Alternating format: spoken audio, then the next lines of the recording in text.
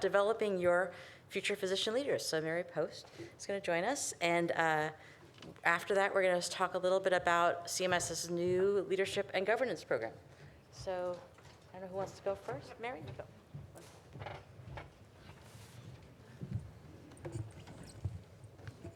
Well, good afternoon. Let me just get myself acclimated here for just a minute.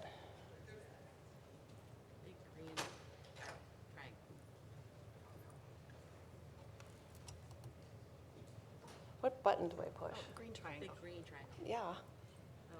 You guys There we go. All right, very good. So hello, I'm Mary Post with the American Academy of Neurology, and Angela Babb and I are really delighted to be here with all of you this afternoon to share a little bit of information about the leadership development programs that have been created at the American Academy of Neurology. And we have no disclosures to share with you today. So our objectives today are to outline for you the major components of a comprehensive association physician leadership development program that we created over about 7 years from 2012 to 2019 at the American Academy of Neurology. And to talk about the program frameworks that we put together with them, and to share a little bit about the benefits and the challenges that we've experienced through these programs. And I hope at the end of our talk that we will have demonstrated the value for you of leadership development pipeline for an effective governance and strategy. That was really one of the core objectives, was to have a strategy to develop future leaders in neurology that would also support our governance for the organization. Let me just share a few highlights of the AAN. We are the world's largest professional association of neurologists, and we have over 38,000 members currently. Our staff is just under 200 staff right now, and we are grateful for the loyalty and the dedication of our members. We have over 94% retention rate of our U.S. neurologists. We've been able to maintain that over the last few years, which has been extraordinary for us. And that's about 92% of the U.S. neurology market currently. Now, we have about 6,800 volunteers within the AAN that support us over 50 committee, subcommittee, and task force of the AAN. Now, a general term of service with the AAN is about 2 years, and they can serve 3 terms, so it's about a 6-year service in a role. And we try to keep our member volunteers to not more than 2 volunteer roles within the organization so that we can engage as many members across the organization in the work that we're leading on. Now, that's not perfect. Sometimes we have shifts in that, but generally speaking, we try to keep our volunteers to 2 positions. So our leadership programs. So prior to 2012, it was not uncommon for physicians and members to get engaged, to need to know somebody currently in leadership or to be connected with somebody currently in leadership to help get them involved and get them appointed to serve on a committee. And when they did get appointed, typically the training was on the job. So they would get into the role, they would be serving, and they would learn about the committee or the subcommittee and the work on the job training. And so it wasn't something that, other than some orientation, that they would otherwise understand or appreciate what we were doing as an organization. So our leadership sort of looked at that and said, that's not very inclusive. We want to be more inclusive in getting more members involved. And we want to prepare them because they're not very prepared for the service of this job. And it also doesn't prepare them for more advanced roles or officer roles in this current process or structure. So they were very intentional about thinking about leadership development and putting time, energy, and resources into developing the programs that I'm about to share with you. Okay, so the goal that they established, and this came out of a 1994 development of a medical student leadership program that they developed in '94. And they were putting forward a nice cadre of leadership through that program. And so they looked at that and said, we've got the right format going here. How can we expand on that? So the goal of the leadership programs was to identify and develop future physician leaders through a customized training with executive consultants, individualized mentoring neurology leaders, and one-on-one executive coaching that would help close the gap between current skill sets and the needs of the organization. And this is aligned directly with the mission of the AAN.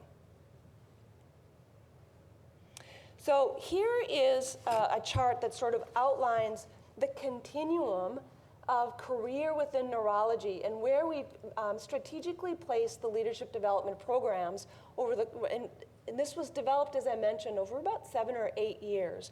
But it starts with our enhanced resident leadership program, so in the career of residency. Early career, we have 2 specifically.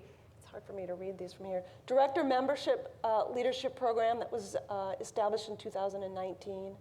And the emerging leader program, both designed specifically for the early career.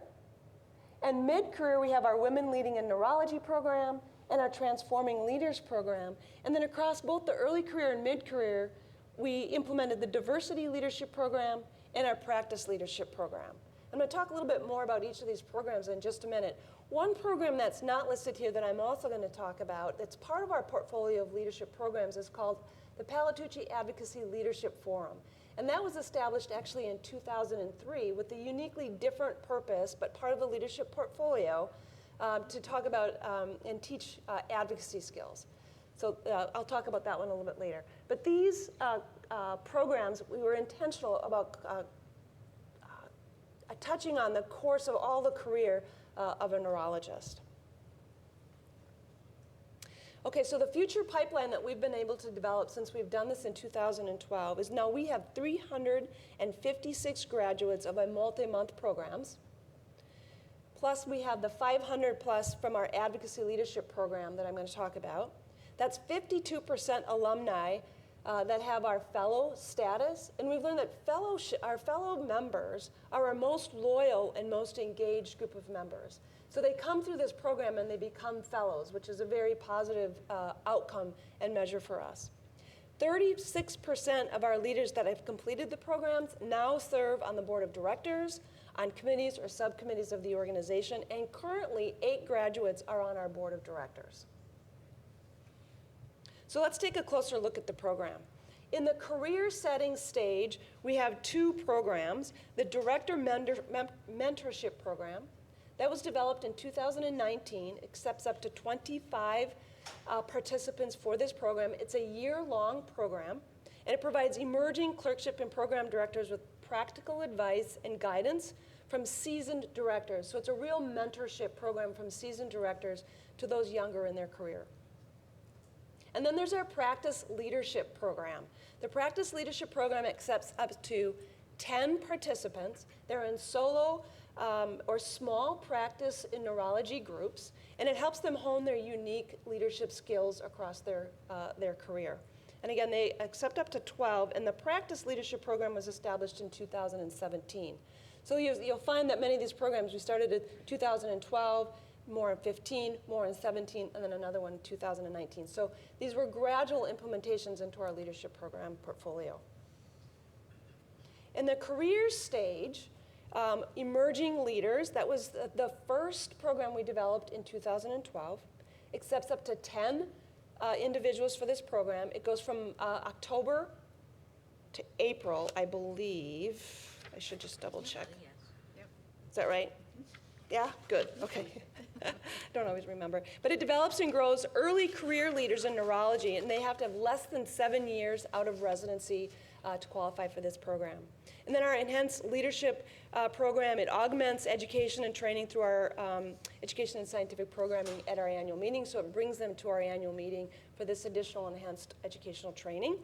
And then our Transforming Leaders, again, accepts up to 10 participants in the Transforming Leader program. I think that was 2016 that we developed that program. They accept up to 10 participants. So these are small cohort groups for very focused leadership development that we provide. And then part of our values, the values of the AAN are professionalism, respect, integrity, leadership, and ideas.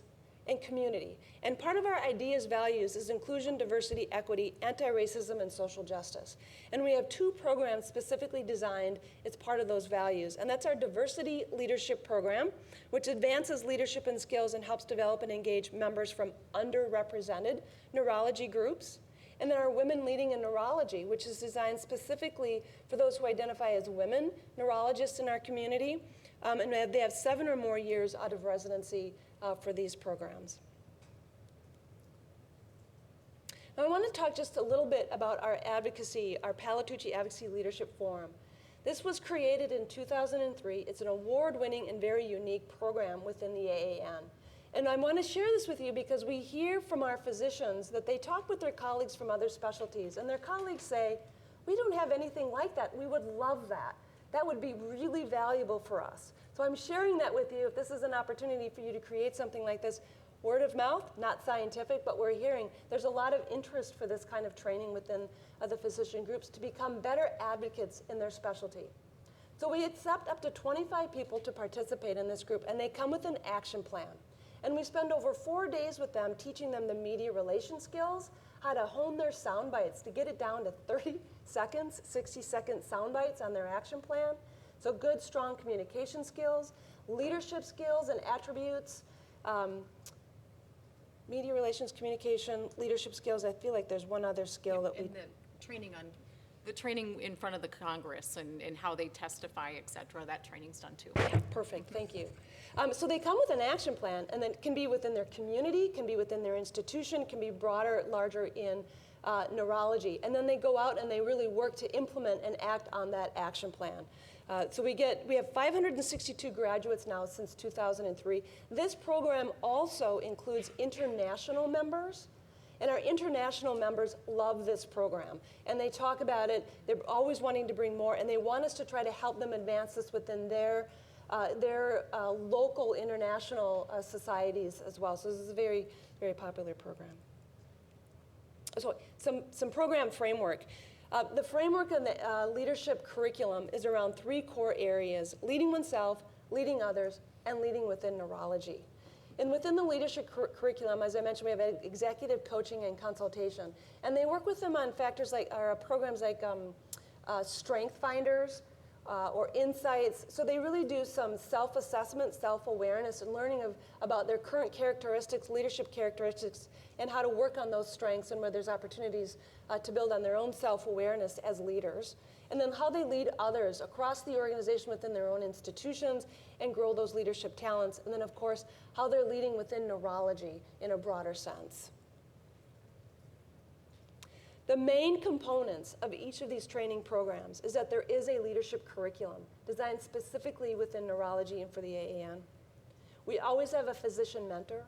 So every one of the participants is assigned and connected with a mentor within the organization, a current leader within the organization, and now alumni of these programs serving as mentors of their colleagues now coming through those programs. There's coaching for them. They do this work through group calls, multiple group calls across the 7 to 9 month program, depending on what program they're in. They have in-person meetings, so there's multi-day kickoff meetings when they start this work. They meet at the annual meeting. They meet one more time as they close out their work.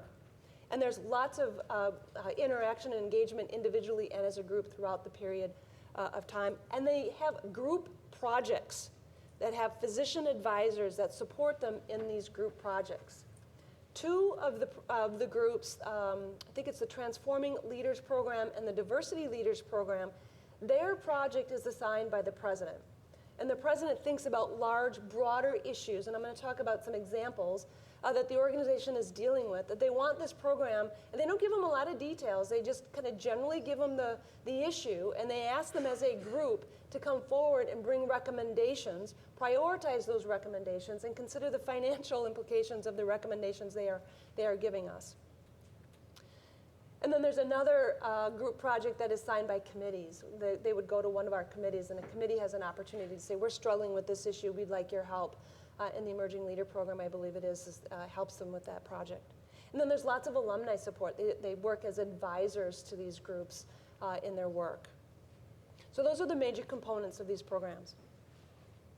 Now, here are some examples of projects that we've assigned to these groups in the past. How can the AAN work to encourage more underrepresented minorities to enter the field of neurology? What should or can the AAN do to improve quality of care of diverse patients with neurologic disorders for both healthcare provider and patient resources?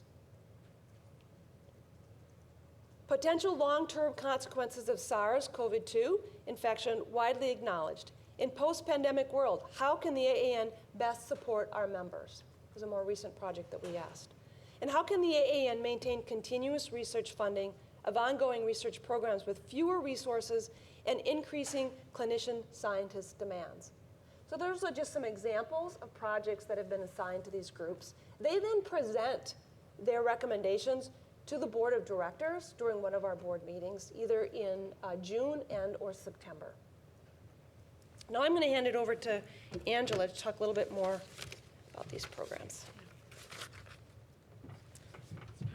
Thank you, and thank you for the opportunity to share more about the benefits and challenges of these programs at the Academy. So as Mary alluded to, the benefits are many. One of the strongest things for us is the fact that we now have an established pipeline into our governance structure. But it goes beyond that. What we found is we've created almost a force out in the neurology field, one that's loyal, one that is deeply trained in the Academy, who we are, what we stand for, what our major priorities are, our initiatives, and they really serve as recruiters for us and in helping us with retention of members. We've had certain situations where we've had issues on social media. With people maybe saying things that weren't necessarily accurate about the AAN. And what we found is this group in particular understands the Academy, knows the Academy, and we've been able to rely on those past participants to help us in those situations. So while not everybody will make it into the pipeline of our subcommittee, committee, and board representation, there are other benefits for us in terms of having this very loyal, dedicated membership force. And as Mary mentioned, a lot of these participants go on to become fellows of the AAN. And so with that, what we found is the fellow membership category for us has a retention rate of about 97 to 98%. So growing that pool in particular and helping them engage with the Academy and feel that connection, we've seen that continue to have a multiplying effect just with benefiting us in terms of retention too. So some of the other things that are interesting from a benefit standpoint is just the diversity in how we've been able to fuel the pipeline into our governance structure. And one of the main ways has certainly been through gender diversity, racial, ethnic diversity, but we've also seen some benefit in just when it comes to age. So for example, you saw the earlier career-setting leadership programs.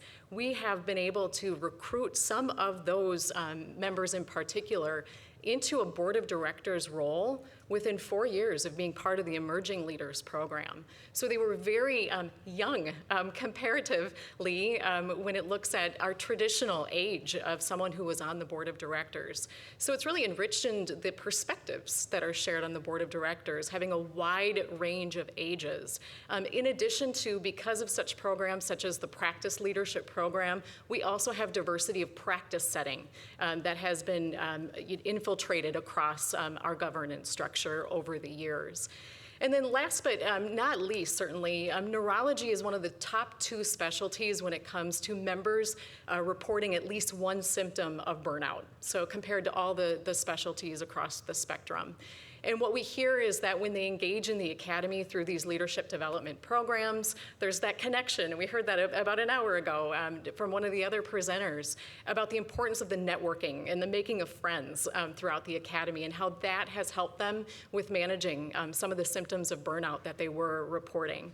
So I think engaging with your organization has been another unexpected benefit from these programs. So certainly many benefits. We do have some challenges. So things to think about and maybe learn from some of our experiences. One has been capacity. So as Mary talked about, we started our initial program in 2005, and then in 2012 we introduced the Emerging Leaders program. Within a few years, we launched an additional 6 leadership development programs. So it really was testing the capacity of the organization. Today, we have 4 full-time staff who are dedicated to all 8 of the leadership development programs. So it is something to think about in terms of the investment in the staff time, the consultant resources, et cetera. And that leads into the next challenge, which really is the financial commitment. We spend roughly between $12,000 to $15,000 per participant, okay? This can be offset, however, in the grant support that we receive from the pharmaceutical companies. So there are restrictions in terms of where that money can be spent specifically, but it does help with managing the expenses of the program. But it's something that you would need to consider as you go into this. We've been pleasantly surprised by the interest of the members of our industry roundtable and their commitment to funding these types of leadership development programs. So something to certainly have your teams explore. And then some of the other challenges, along with prioritization, which I know we all face, is really managing expectations. So when they come into these programs, we do need to be clear about how there is not a guarantee that you will get to serve on a subcommittee, committee, task force, eventually the board of the organization. And so those are sensitive issues that I would just strongly recommend being upfront about when they come into the program. And then helping them understand that their performance during these programs is very important, because that is also part of looking at how did they perform in this program and would they be a good fit.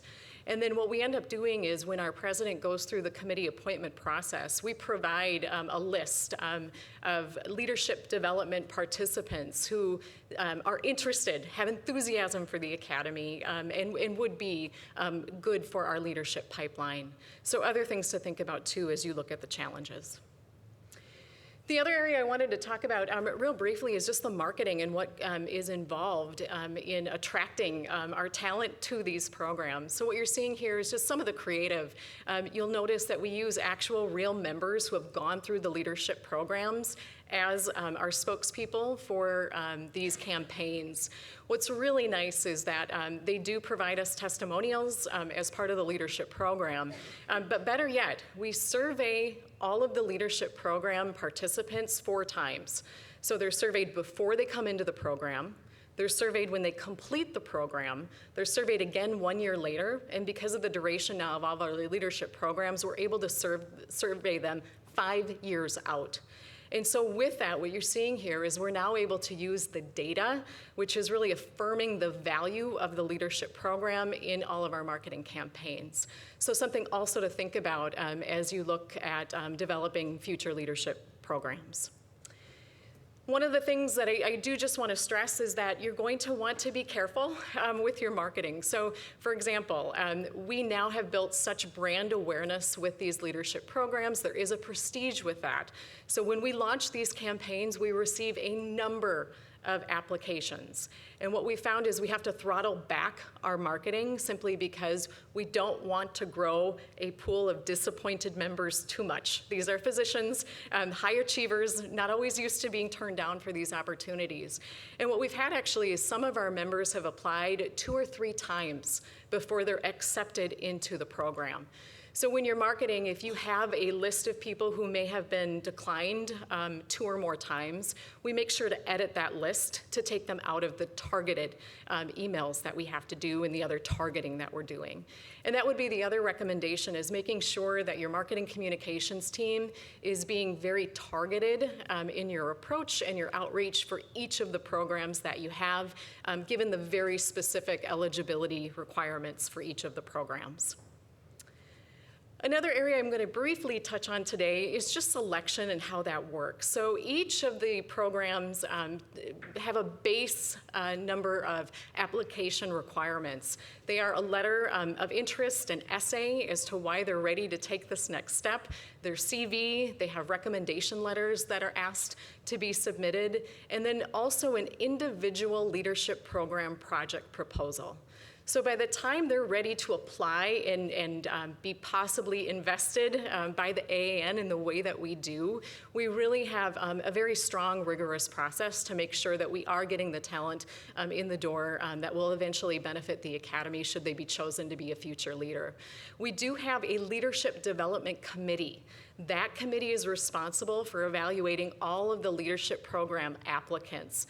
And when you look at the applicants, they're evaluated using an online grading system, and then the committee gets together and makes those final selections on how that works. One thing that's interesting that we found is that we've placed a past president of the AAN as the chair of the Leadership Development Committee. So if you're looking for a role for a possible past president, this has served us very well. Not only are they very well knowledged on the organization, but they understand what we're looking for in terms of competencies of future leaders to help us lead the organization too. So we've benefited a lot from Dr. Casino sharing his time in serving in this role. And then last but not least, international interest. Mary also mentioned this. So our Palatucci Advocacy Leadership Program, right now out of all the 8 leadership programs, it is the only one that is having seats for international participation. And so as we look right now at the Academy, we have about 25% of our members are now international.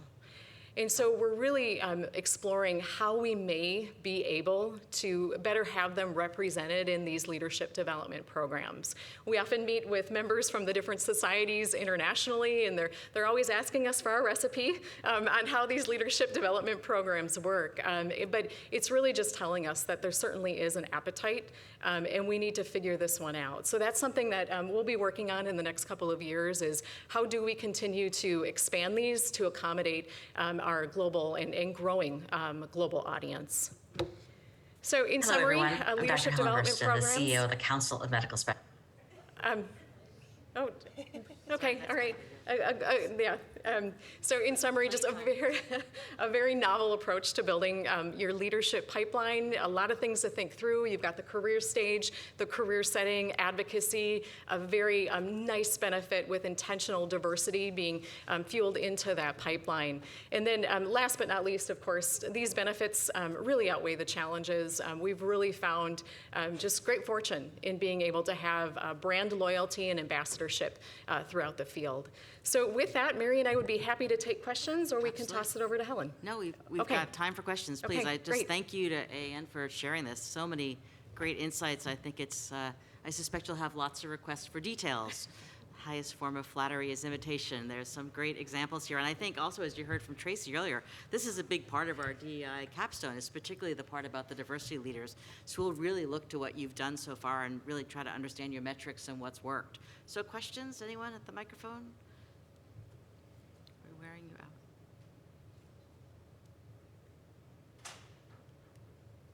All right. Well, I will start. I have several. This is, I was really glad you brought up the slide of the benefits and the, and the limitations. I was immediately adding these up thinking, this is be a huge investment. Mm-hmm.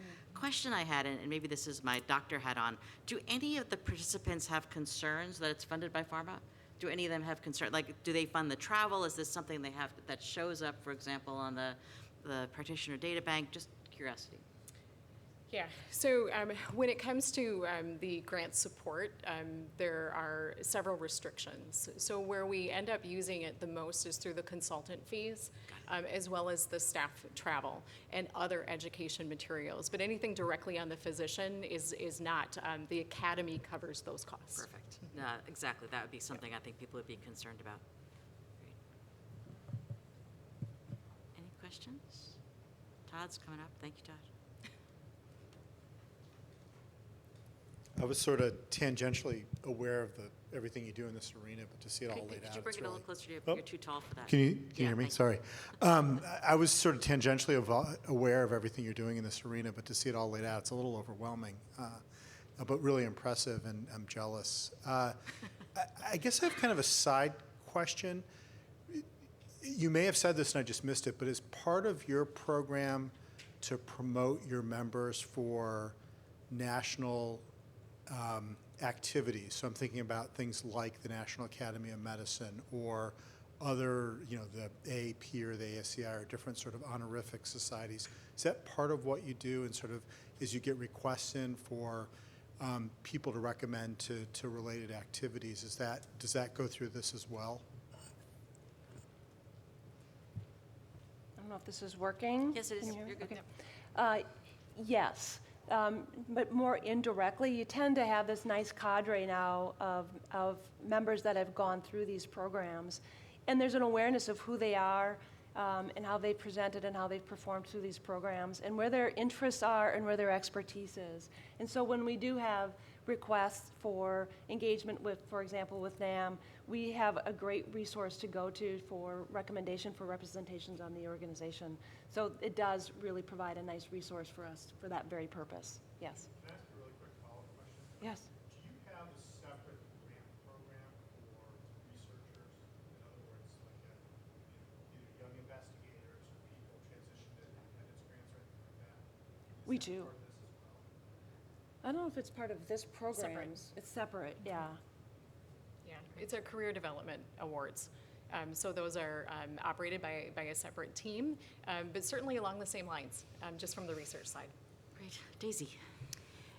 Do you provide certificates or credits towards advanced degrees or any of that in the program? And just to also one follow-up question, so the participants do not pay any money to participate? They do not pay any money to participate.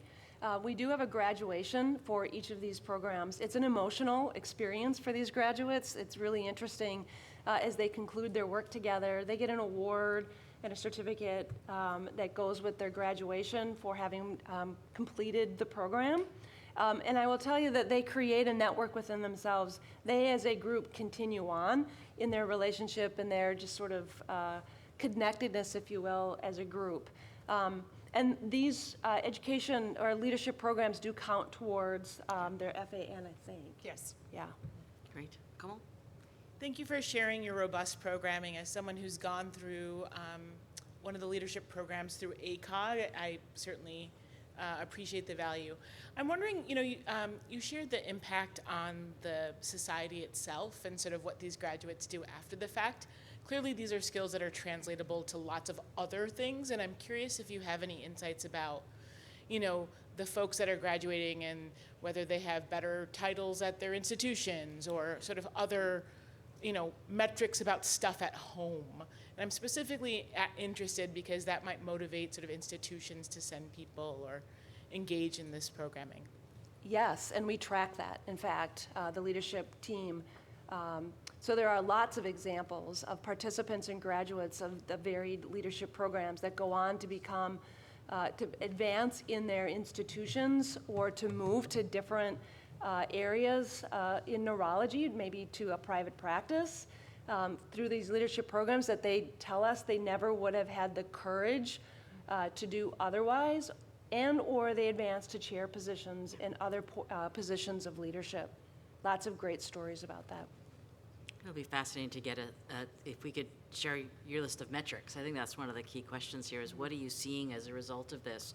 For those on the clinician educator track, for example, leadership is often something considered as part of their promotion and advancement. I think, and especially for those underrepresented in medicine who may not have local folks who are pushing them and helping them advance, having this outside certificate, having somebody outside their own institution who could help promote their scholarship and their advancement, I think is really credible. Just wonderful, exciting program. Thank you. All right. No other questions? All right. I want to thank Angela and Mary for joining us. It was a wonderful presentation.